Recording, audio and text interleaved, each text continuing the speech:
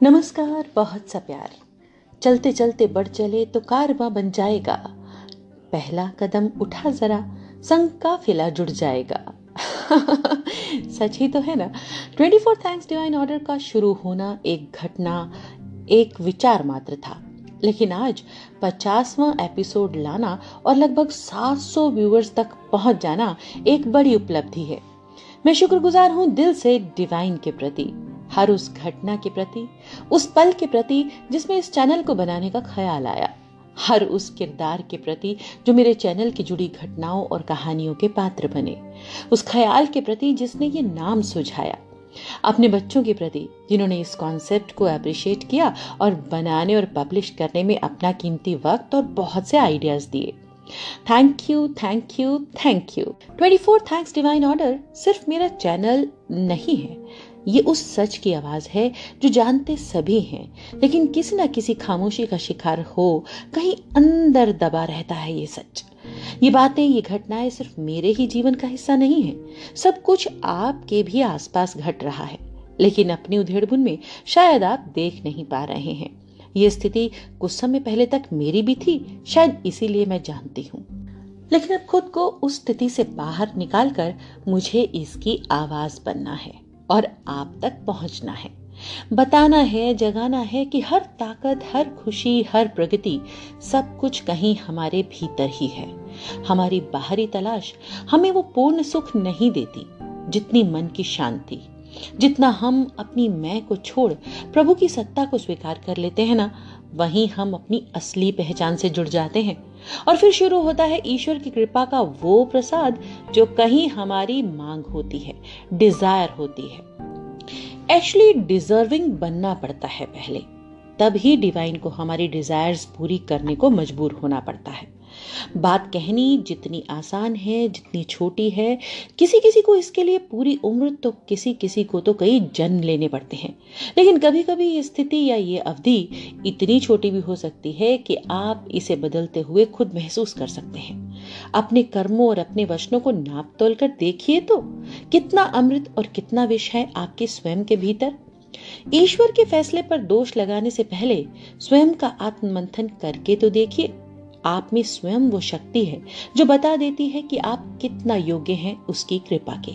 खैर, ये सभी की अपनी शुभेच्छा है। लाइफ जर्नी है जिसे बैलेंस करना है, अपग्रेड करना है और तब कहीं जाकर हम जीवन मृत्यु के फेर से बाहर निकल पाएंगे। लेकिन आज आवश्यक ये है कि हम सिर्फ आज को ही सुधारने का प्रयत्न शुरू करें।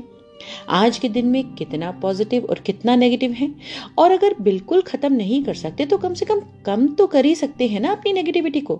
बस यही है प्रयास आपके हाथ, और शुरुआत आज से, अभी से।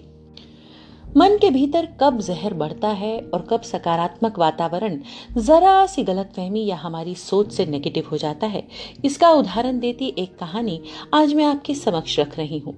आप भी सोचिएगा इसे सुनने के बाद कि क्या बदलना है, किसे बदलना है और कितना बदलना है। तो कहानी है लिपस्टिक।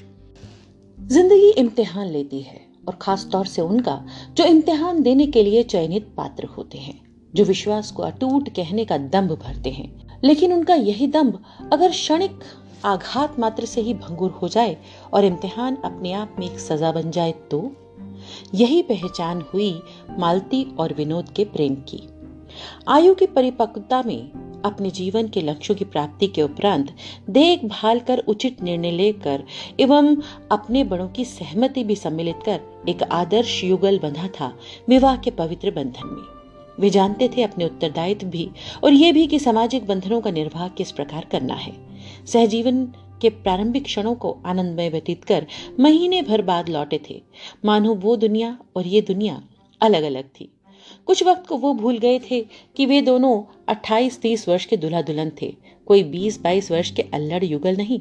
लेकिन लौटते ही इस दुनिया के दायित्वों ने उन्हें ये एहसास करा दिया था कि कहीं कोई बॉस है तो कहीं कोई मैडम, और वो दोनों यथार्थ में लौट आए। एक दूसरे के साथ बिताए खूबसूरत ख्वाबों से पल अब तो चुराने पड़ते।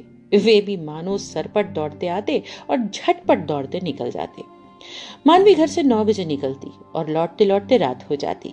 प्राइवेट कंपनी में उच्च पद तो था उसका, लेकिन उतनी ही जिम्मेदारी भी, और प्रगति की ओर उन्मुख लोग समय की पाबंदियों में कहाँ बनते हैं भला। 4 महीने बीत गए थे इधर। मानवी सोच रही थी कि जाने कब कोई दिन ऐसा होगा जब वो विनोद के साथ बीते पलों को ताजा कर पाएगी। उधर विनोद भी यही चाह रहा था। संयोग कहिए या दिल के तारों का जुड़ना, दोनों छोर झंझरित हुए और उन्होंने एक छोटी सी छुट्टी मनाने का फैसला लिया। वैसे तो छुट्टी की शुरुआत पिछली शाम से ही हो गई थी। मानवी ने आया को छुट्टी पर भेज दिया और उस दिन का खास डिनर दोनों पति पत्नी ने मिलकर बनाया, मिलकर खाया, अपने ही खास अंदाज में, मानो बीते पल ताजा हो चले थे। खूबसूरत शाम के बाद एक मदमाती रात थी जिसका पल पल यादगार था। सुबह सूरज की दस्तक कब हुई दोनों को पता ही नहीं चला, क्योंकि आज उनकी सुबह दोपहर शाम सब उनकी अपनी थी। वो दोनों बहुत खुश थे, शायद बहुत। कोई फोन नहीं, कोई घंटी नहीं, ऐसा जान पड़ता था कि हर पल सिर्फ और सिर्फ दोनों का एक दूजे के लिए था। शाम 5 बजे मानवी उठी तो देखा विनोद अब भी बिस्तर पर थे। सोए हुए भी कितना रोमांचित कर रहे थे मानवी को। उसने एक धीमा सा चुंबन अंकित किया विनोद के माथे पर और उठ खड़ी हुई, मानो एक औरत को अचानक पत्नी होने का दायित्व याद आ गया। वो उठी और बाथरूम की ओर बढ़ी। देखा विनोद की मनपसंद सफेद कमीज टब में पड़ी थी। मानवी को गुस्सा आ गया। कितनी बार कहा है कपड़े यूं ही मत फेंका करो। ये आया भी ना, और साथ ही साथ धो के क्यों नहीं डालती? आएगी तो पूछूंगी। खैर मैं ही धो डालती हूँ, कहकर मानवी ने उसे साबुन में भिगोया। नहाते वक्त उसे धोने बैठी, कमीज को हाथ में लेकर उसे अब भी विनोद के पास होने का सा एहसास हो रहा था। वह पुलकित हो उठी। बाल्टी का बहता पानी देखकर एकदम उसका ध्यान टूटा। वो कमीज को अपने नर्म हाथों से मलकर धो रही थी, तभी कॉलर के पास कुछ दाग दिखा। उसने उसे रगड़ना चाहा, लेकिन वो तो लिपस्टिक का दाग था, वो भी गाढ़ा मेहरून। शायद ऐसी लिपस्टिक तो मानवी के पास अब थी भी नहीं। मानवी ने उसे साफ करना चाहा, लेकिन वो रुक गई। जाने क्यों विश्वास की कश्ती शांत समुद्र में बहती उस छोर पर पहुंच गई जहां सुनामी लहरें तैयार बैठी थी तबाही के लिए। और फिर एक बड़ा बवंडर उठा। मानवी की धड़कनें बढ़ने लगी। अटूट विश्वास की धज्जियां उड़ गई। बीते पलों की वो यादें जो पल भर पहले उसे रोमांचित कर रही थी और जिनसे वो बाहर नहीं आना चाहती थी, उसे नोचती मुंह चिढ़ाती सी लगने लगी। इतनी घृणा, इतना द्वेष प्रेमी हृदय के किस कोने में छिपा बैठा था, क्या पता था। उसकी आंखें लाल हो उठी। क्या विनोद किसी के साथ? छी छी छी छी, विश्वास नहीं होता। लेकिन अगर विश्वास होता नहीं तो विश्वास टूटता क्यों है? पिछले 10 सालों से दोनों एक दूसरे को जानते थे। पति पत्नी के रिश्ते में बंधने से पहले भी रिश्तों में प्रगाढ़ता इतनी थी मानो दोनों को ईश्वर ने एक दूसरे के लिए ही कर्तव्यबद्ध कर भेजा था। लेकिन फिर भी एक निशान जीवन की नैया को स्वयं सुनामी की भेंट चढ़ा देता है। पर शायद ऐसा हो चुका था। छुट्टी का कार्यक्रम चौपट हो चुका था। मानवी नहाकर बाहर आई तो ऑफिस फोन मिलाया। आज शाम की जो मीटिंग खुद कैंसिल की थी उसे दोबारा आयोजित किया और चुपचाप तैयार हो विनोद के लिए एक नोट छोड़, मैं ऑफिस जा रही हूँ, देर से लौटूंगी, लिखकर वह अपनी चाबी लेकर घर लॉक कर निकल पड़ी। गाड़ी चलाते वक्त एक दुख भरा गीत, अच्छा सिला दिया तूने मेरे प्यार का, सुनकर वो फवक कर रो पड़ी। पास के पार्क की पार्किंग में गाड़ी रोक 15 मिनट तक रोती रही। फिर आंसू पहुंचे, मुंह साफ किया और ऑफिस की ओर चल दी। Good evening ma'am. कोई जवाब नहीं दिया। सीधा अपने कैबिन में गई और व्यस्त हो गई। जब उसे फुर्सत मिली तो वक्त हो रहा था रात 9:30 बजे का। लेकिन उसका दिल उसे रोज की तरह उड़ाकर विनोद के पास ले जाना नहीं चाह रहा था। उसने फोन उठाकर देखा, विनोद की कोई मिस कॉल नहीं थी। वह और दुखी हो गई। इसका मतलब उसे कोई फर्क ही नहीं पड़ा। शायद उसे वो एकांत, वो अवसर मिल गया था जिसमें वो मुझसे ज्यादा खुश था। जाने क्या क्या मानवी के मन में चल रहा था। उफ। तभी ऑफिस का फोन बजा। दूसरी तरफ विनोद था। हंसता हुआ बोला, madam sorry for inconvenience, but यार your dinner is ready and your boy is at your service. जाने मन अब आ भी जाओ, कितना इंतजार करवाओगी, कहकर उसने फोन रख दिया। मानवी ने सुना या नहीं, पर उसने कोई जवाब नहीं दिया। फिर भी विनोद ने यह मान लिया था कि उसका प्रेममय निमंत्रण उसकी पत्नी प्रेमिका तक पहुंच गया।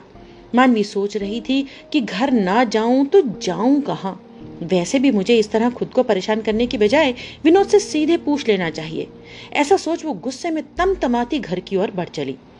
वो घर जिसे वो पूरा अस्त व्यस्त छोड़कर ऑफिस आ गई थी, बाहर के दरवाजे से ही महकता मिला।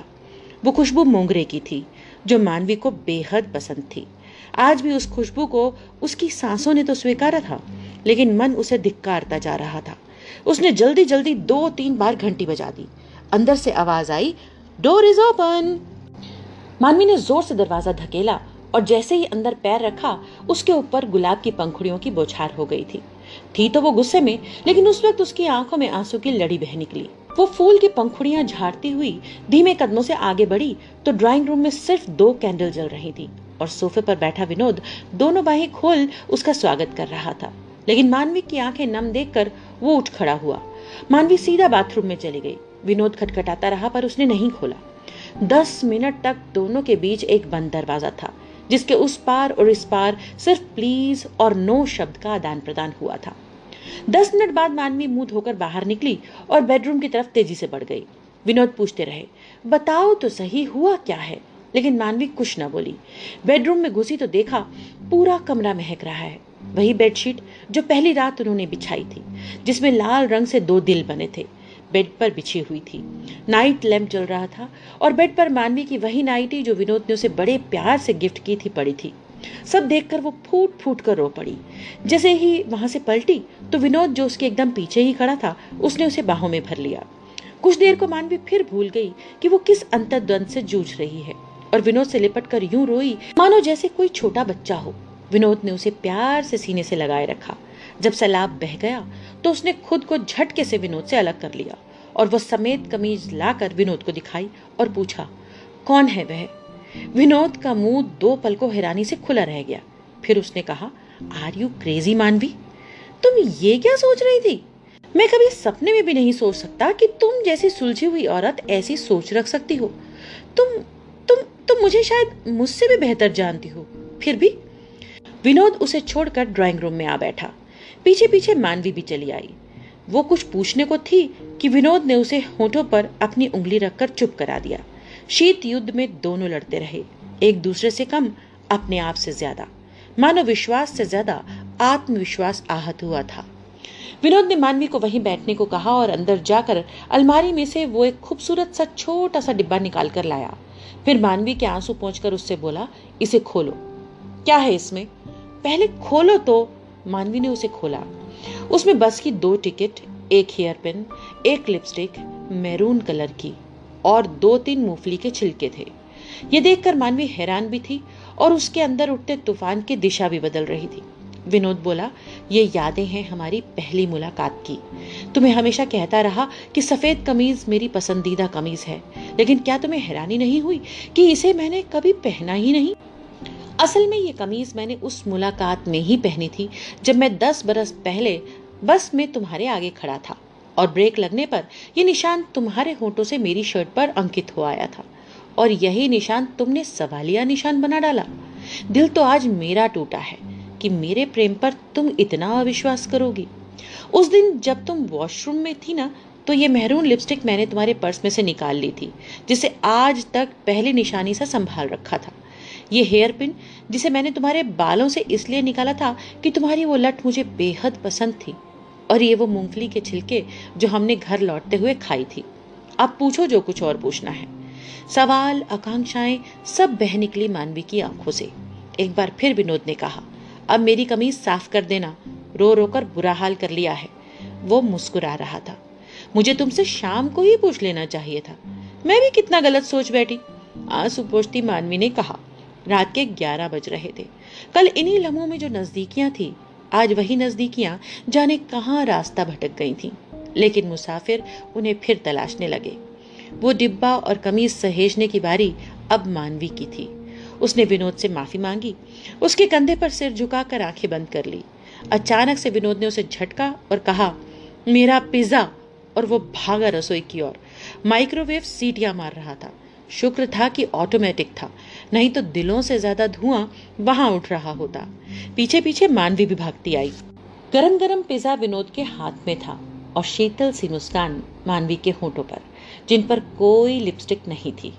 खूबसूरत रात को मुसाफिर मिल गए थे और रवानगी फिर शुरू हो गई थी, क्योंकि मुसाफिरों को भी तो अपनी मंजिल तक पहुंचना था।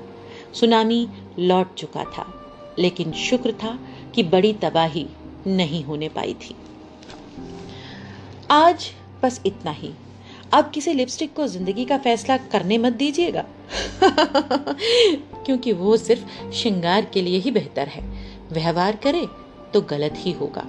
इसी के साथ अपनी दोस्त पुनीता को दीजिए इजाजत, और जरूर जरूर बताइएगा कि आज की कहानी आपको कैसी लगी।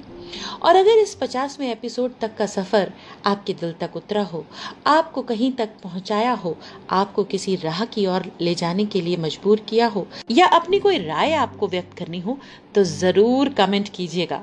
मुझे इंतजार रहेगा। मेरा प्यार और बहुत सा दुलार मेरे सभी अपनों को। साथ ही नमस्कार। फिर मिलूंगी जल्दी ही।